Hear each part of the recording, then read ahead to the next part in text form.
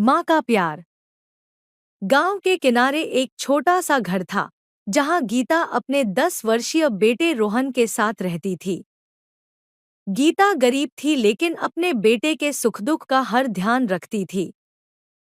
वह खेतों में काम करती और जो भी कमाती उसमें से आधा रोहन की पढ़ाई के लिए बचा लेती। रोहन पढ़ाई में बहुत अच्छा था, लेकिन उसे अक्सर अपने कपड़ों और जूतों को लेकर स्कूल के बच्चों से ताने सुनने पड़ते।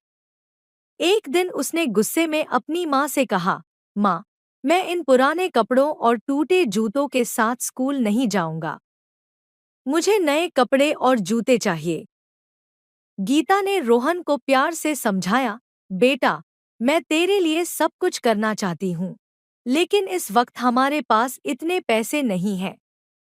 तू थोड़ा सब्र कर, सब ठीक हो जाएगा। लेकिन रोहन को यह बात समझ नहीं आई।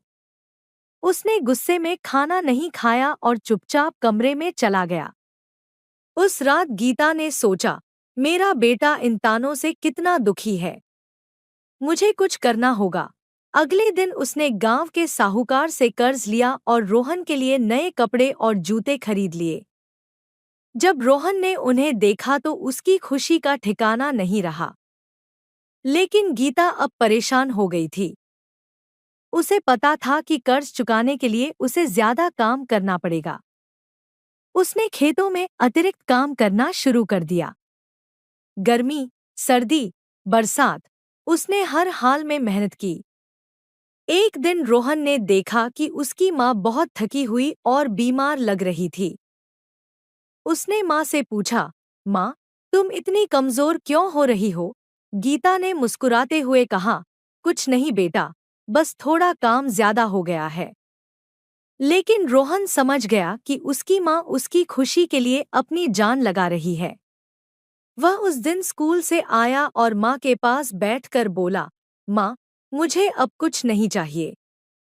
मैं समझ गया हूँ कि मेरे पास सबसे बड़ा खजाना तुम्हारा प्यार है। मैं तुम्हें और कष्ट नहीं देना चाहता। उस दिन के बाद रोहन ने कभी किसी चीज की जिद नहीं की और गीता ने भी अपने बेटे की पढ़ाई में कोई कमी नहीं छोड़ी। कुछ वर्षों बाद रोहन एक बड़ा अफसर बन गया।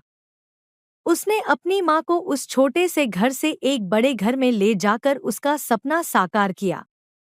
सीख, माँ का प्यार निस्वार्थ और असीम होता है। हमें उसकी कद्र करनी चाहिए और उसके बलिदानों को समझना चाहिए।